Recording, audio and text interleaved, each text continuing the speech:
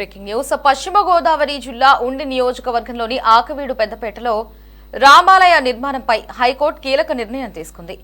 రామాలయం నిర్మాణానికి సంబంధించి స్టేటస్ కో కొనసాగించాలని సుప్రీంకోర్టు ఆదేశించింది.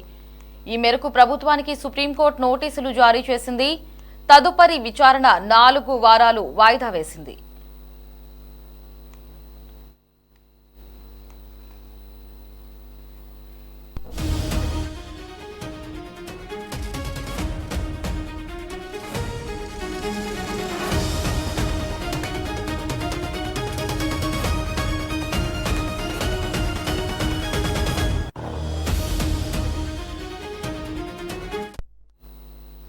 రామాలయ నిర్మాణానికి అనుమతులు మంజూరు చేయడాన్ని సవాల్ చేస్తూ ఆంధ్రప్రదేశ్ హైకోర్టులో కొంతమంది పిటిషన్ వేశారు. ఈ పిటిషన్పై విచారణ జరిపిన ఏపీ హైకోర్టు పిటిషన్ కొట్టివేస్తూ నిర్ణయం తీసుకుంది.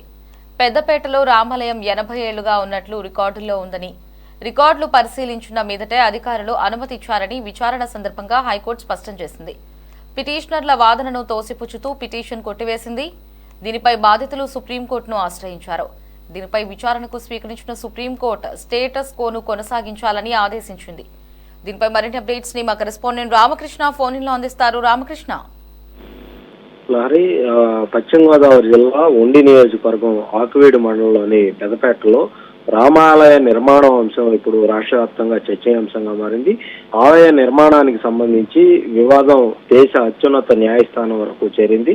ఈ వ్యవహారంపై సుప్రీంకోర్టు కీలక ఆదేశాలు జారీ చేయడంతో ప్రస్తుతం ఇది చర్చనీయాంశంగా మారింది. పెద్దపేటలోని రామాలయ నిర్మాణానికి స్థానిక అధికారులు అనుమతులు మంజూరు చేశారు. అయితే ఈ అనుమతులపై కొంతమంది అభ్యంతరం వ్యక్తం చేస్తూ ఆంధ్రప్రదేశ్ హైకోర్టును ఆశ్రయించడం జరిగింది. ఆలయ నిర్మాణానికి ఇచ్చినటువంటి అనుమతులు చట్టబద్ధం కాదని, వాటిని రద్దు చేయాలని కోరుతూ పిటిషన్ దాఖలు చేశారు. ఈ పిటిషన్ మీద హైకోర్టు విచారణ కూడా చేపట్టింది. విచారణ సందర్భంగా ప్రభుత్వం తరపు న్యాయవాదులు, అధికారులు కీలక ఆధారాలను కోర్టు ముందు ఉంచడం జరిగింది. పెద్దపేటలో రామాలయం కొత్తగా నిర్మించబడుతున్నది కాదని, అక్కడ సుమారుగా 80 ఏళ్లుగా రామాలయం ఉన్నట్లు రికార్డులో స్పష్టంగా నమోదైందని కూడా స్పష్టంగా అధికారులు కోర్టు దృష్టికి తీసుకొచ్చారు. అందుబాటులో ఉన్నటువంటి భూ సంబంధిత పత్రాలు అలాగే పాత రికార్డులు పరిశీలించిన తర్వాతే అధికారులు నిర్మాణానికి అనుమతులు ఇచ్చారని కూడా హైకోర్టుకు వివరించడం జరిగింది. ఈ వాదనలు పరిశీలించినటువంటి హైకోర్టు పిటిషన్ల అభ్యంతరాలను తోసిపుచ్చింది.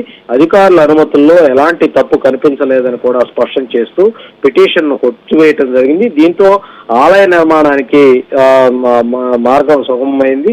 అయితే ఈ కేసులో కొత్త మరుపు తిరిగిన పరిస్థితి. హైకోర్టు తీర్పుతోటి అసంతృప్తి చెందినటువంటి పిటిషన్లు సుప్రీంకోర్టును ఆశ్రయించడం జరిగింది. హైకోర్టు తీర్పును సవాల్ చేస్తూ ప్రత్యేక పిటిషన్ ను దాఖలు చేయడం జరిగింది. ఈ పిటిషన్ పై సుప్రీంకోర్టు విచారణ చేపట్టింది.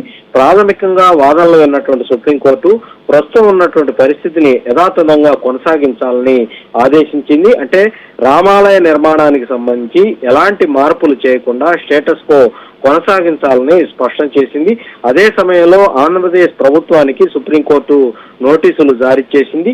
ఈ అంశంపై ప్రభుత్వం తన సమాధానం కూడా ఇవ్వాలని ఆదేశించింది. తదుపరి విచారణను 4 వారాలకు వాయిదా వేయటం జరిగింది. దీంతో ఇప్పుడు అందరి దృష్టి కూడా తదుపరి విచారణపై అందరి దృష్టి కూడా పడింది అనే చెప్పాలి. Lahari. Krishna, thanks for the updates.